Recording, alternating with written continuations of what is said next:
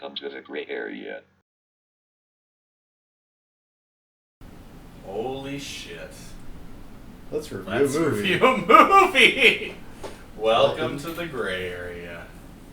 So, that's the official name now for the gray area. If you don't like it, Deal with it. fucking deal with it. If you don't like it, tell your wife I said hello. Wow, harsh. That was harsh, yeah. Today we're doing Wolf of Wall Street. Yep, today's movie is The Wolf of Wall Street. This But is- guys, that movie came out like 8 months ago. Shit. Yeah, last week out even further than that. So, for starters, fuck, that was a long movie. Yeah, it was a 3-hour-long movie. That's stretching it quite a bit.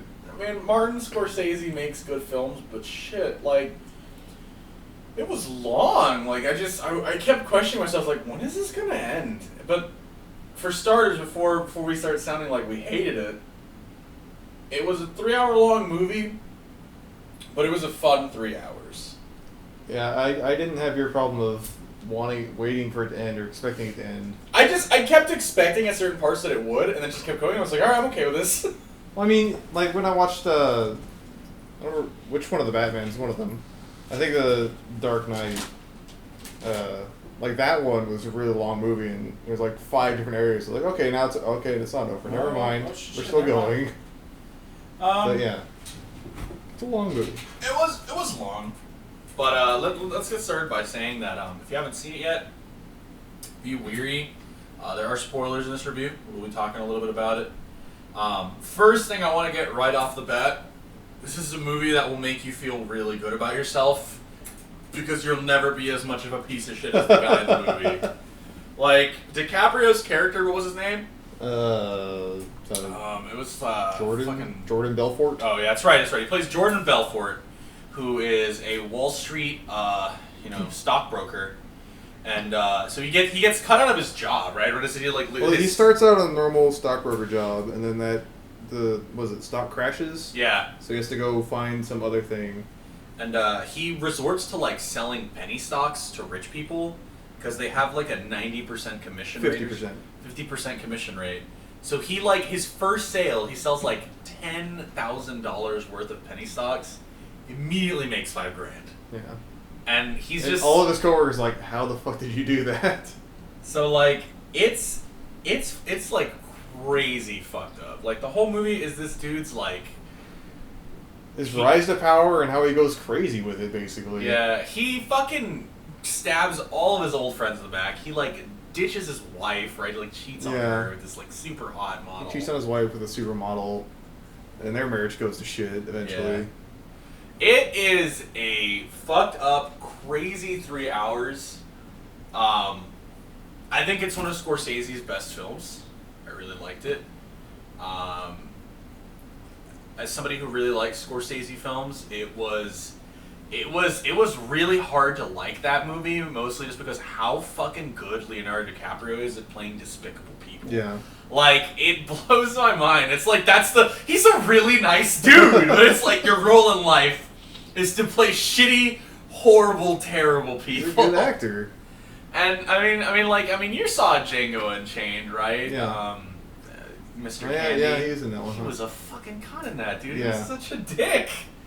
And, it's really interesting to see him kind of do this character change. Because the whole movie's about him. And just, if you don't know who Jordan Belfort is, look the guy up. He's a huge fucking asshole. He still is. He's still alive. And I'm pretty sure that he paid Scorsese a lot of money to get this movie made about him. But, yeah, the first 30 minutes, DiCaprio is playing like a decent, like innocent guy until he gets into the stock market world. Yeah. Oh, fucking was it the character? What's his name? That other famous actor? Like his mentor at the very beginning. Remember the dude who takes him to dinner? What's his Matthew McConaughey? Yeah, Matthew McConaughey Yeah. plays his mentor and takes him to fucking dinner for the first time. And literally, he's like, he's sitting in the dinner table like snorting cocaine and shit. Yeah, and he's like, just keep bringing me margaritas. Just don't stop until I tell you to stop. Even if I'm fucking pass out drunk, just keep fucking bringing me margaritas. The camera's like, hour. is this okay? What's going on here? Yeah, and it's just like, it's funny because this guy just sort of learns like how I think it's a smart movie because it shows you how fucking despicable Wall Street really is. Like it's true, like it is like that fucking crazy up there. Like those people don't give a fucking shit. They're so rich, they don't give a fucking shit. Yeah, this movie's just filled with drugs. Yeah, it is literally like me and Robert played a game every time that drugs or a stack of money would appear on the screen. You were supposed to take a drink. We gave up about 10 minutes into the movie. We were like, nope. Well, you gave up. I didn't. I think we ran out of booze. We were like, fuck it. We weren't prepared. Not prepared. It is. I've heard a lot of people despise this movie. They dislike it because it's a very. I mean, didn't one of your friends like say it was objectifying women or some crap yeah, like that? I mean, I can understand those point of views, but the thing is, when you're doing filmmaking and you're doing a movie about a person who's a fucking shit human being, yeah, like, and you can portray that to the sense it's based that on a real story. When you can disgust your audience like that, you've done a very good job. And like that's the true point of filmmaking when you can make your audience feel. Even if it's feel disgusted or like abhorred by the film, then you've done your job as a filmmaker. That's part of any art.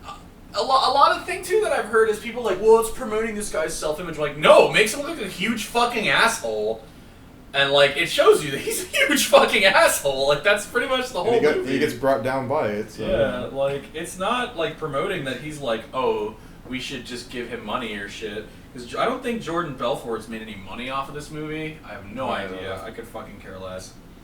Long story short, it's a pretty good film. Some bad stuff to say about it is mostly just people fucking bashing on this movie, dude. People dislike it because of the self-image and all that shit. I think it was fun. I think it was an interesting 3 hours. It was enjoyable. I think they probably could have done it in less time. Yeah. I felt that even though it was 3 hours long, there were really not a lot of moments that felt wasted. The whole movie, something always felt like it was going on. It didn't necessarily drag on, but I don't think everything was necessarily important. Yeah. I don't think they had to show everything. There are some scenes that are pretty funny in that movie, specifically... where he snorts cocaine out of a hooker's butthole. Off a hooker's butthole. He drunkenly flies his helicopter into his mansion. As he's telling a story about how he drunkenly flies his helicopter in his mansion. One thing that blew my mind about this film, and it's really interesting to see an actor like this kind of rise up like that. Holy shit, Jonah Hill was really good in this movie. Yeah. Like, I was surprised. He was I guess, a secondary character. Yeah. But, yeah, he had an important role and he did really well with it. I've never seen, like, it's really weird to see comedic actors play serious roles well. A lot of them try, but they don't do well at it. He just did it very, very well. The thing was that Wolf of Wall Street is a serious drama, but it also, in a sense, is a very dark comedy. Yeah. It's very funny. Like, there are a few moments where I was laughing out loud. Just if you can laugh at people's misfortune, then definitely. It's a dark comedy. If you enjoy shit like Louis C.K., you'll enjoy the movie. Yeah. It is different. It was a very different experience from what we thought when we went to sit down in it. Like, all I'd heard prior to it was, it's a great movie, you should see it. And I was like, okay. I sort of expected a documentary type movie. That's kind of what I did. Definitely not a traditional documentary. It's an autobiography in a sense. It's an entertainment documentary. Yeah. I guess. It is in a sense a mockumentary, kind of. Yeah, it's still very much a movie. Yeah, I mean, because it really is this guy's life story. That's what he did. But like it's sort of like the Facebook movie. Social Network. Oh, The Social Network? It's very much like that. Yeah. It's sort of like it's based upon the events of somebody's life. Because The Social Network was alright and a little boring. I enjoyed it. I think it's good to compare it to that. I just realized I ate chips. That's nicely done. These are deliciously terrible chips. Very professional. I just inconsequentially like, oh, like chips, and I just went for it. I mean, I use comparable Social Network, but The Social Network was a real drama. So it was a very dramatic film. As opposed to this, which is like watch how little of a fuck I give as I just do so much drugs Pretty much. and fuck so many people that I just don't care. I mean, there really isn't much to say about the plot of the story. I mean, it's mostly just this guy. It's just his rise and fall. I mean, there's a lot of events in between. I think one of the funner moments is they're trying. He's getting He's getting chased down by the FBI, right? Yeah. And he has to somehow like get his money to the United States. So he hires his fucking Swedish family to like smuggle his money in and out of Sweden. And there's this part where they're like sitting on a boat, and this fucking chick's just like, "You're not paying me enough for this," and she's just wearing like a suit of money. And he's like, I don't think that would work. Like they'll notice on the plane that she's like covered in money. and Jonah Hill just like, she's like complaining that they're paying her. She's like, "Shut up, bitch! I'm paying you more than enough for this." So he's like, "You're wearing a suit made of my money. You're gonna stand there. Just shut up."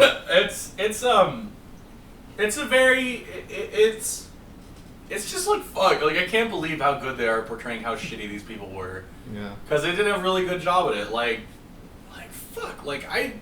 It's a movie where you don't like anybody in the film, and you're kind of in a sense hoping that they will fail at what they're doing.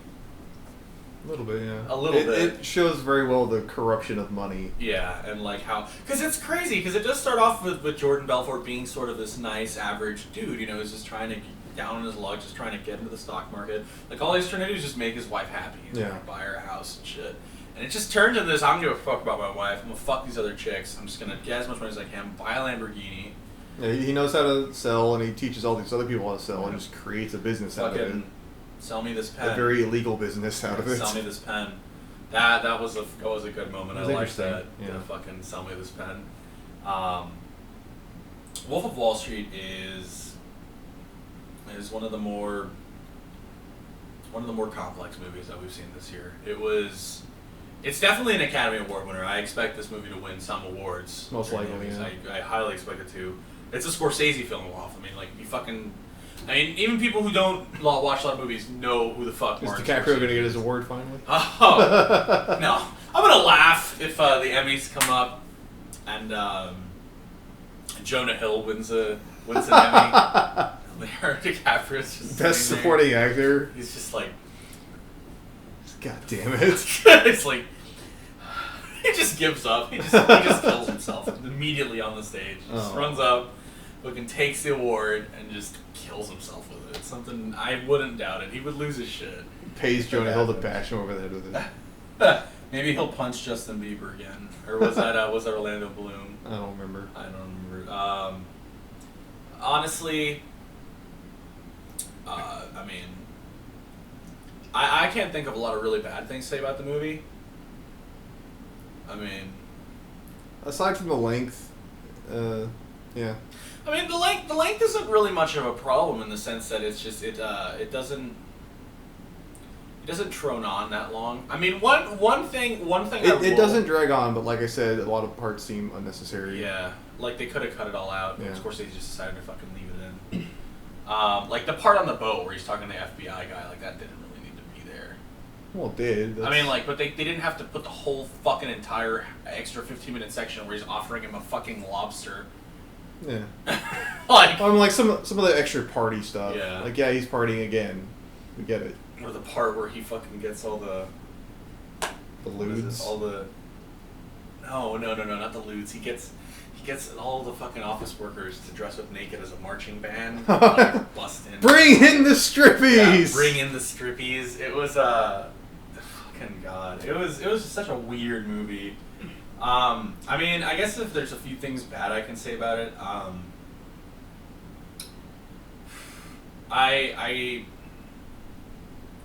I'm not normally a huge fan of movies like that where they portray the bad guy in sort of like a spotlight. It's always interesting to see it, only really when a good director is doing it because they know what they're doing.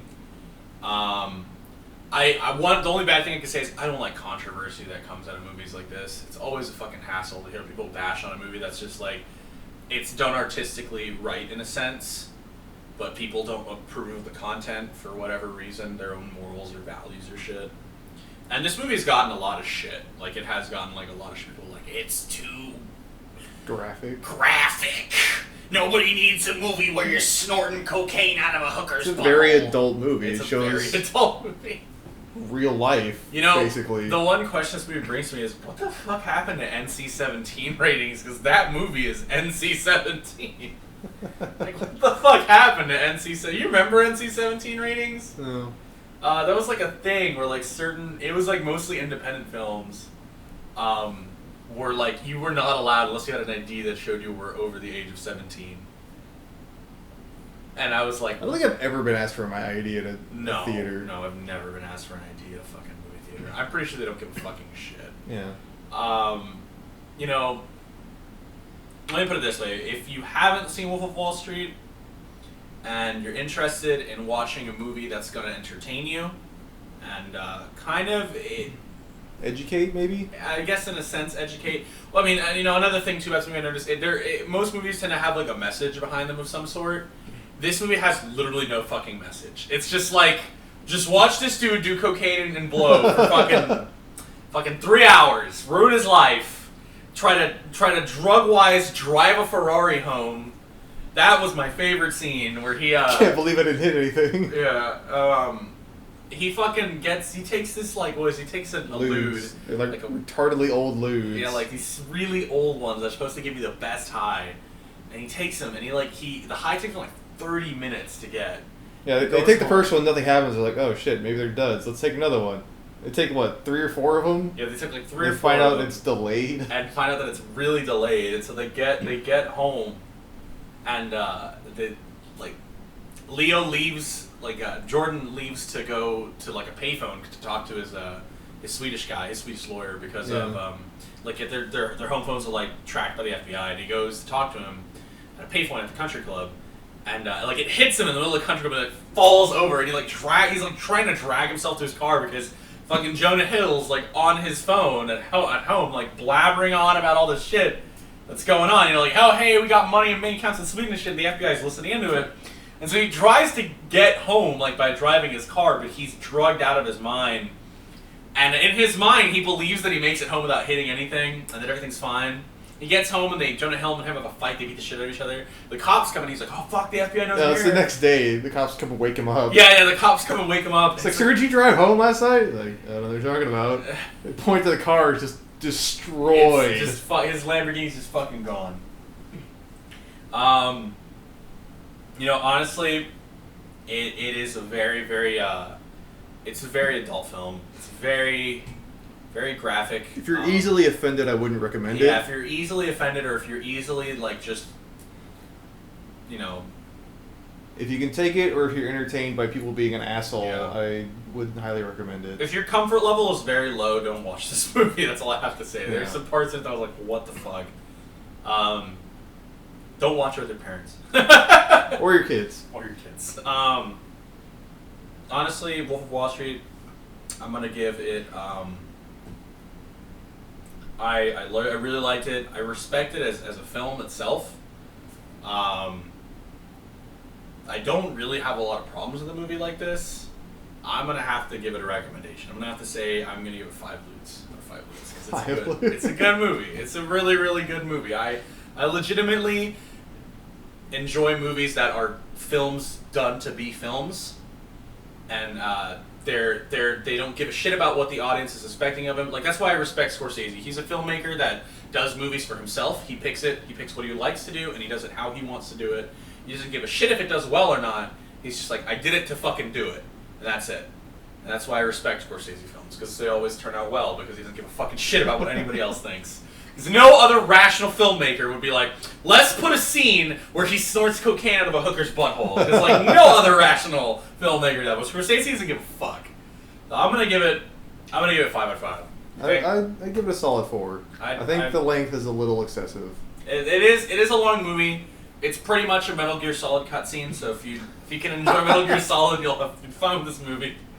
You know, when you're finishing Metal Gear Solid 5, just go ahead and turn on Wall Street when the cutscene starts. That way you can just fucking tear through that. Watch a decent movie. Watch a decent movie instead of the 3-hour fucking Hideo Kojima cutscene.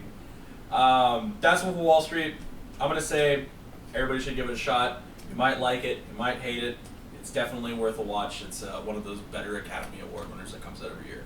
Also, if you have the chance, there does exist an unedited version of it that is actually 5 hours long. Jesus Christ. Don't watch that because you'll hate yourself. But I've heard. Wait until we watch it, and we'll wait talk until to you we about watch it. Then we'll talk to you about it. But yeah, that's the gray area, guys. We'll see you next time. Robert, say goodbye. No. Damn it.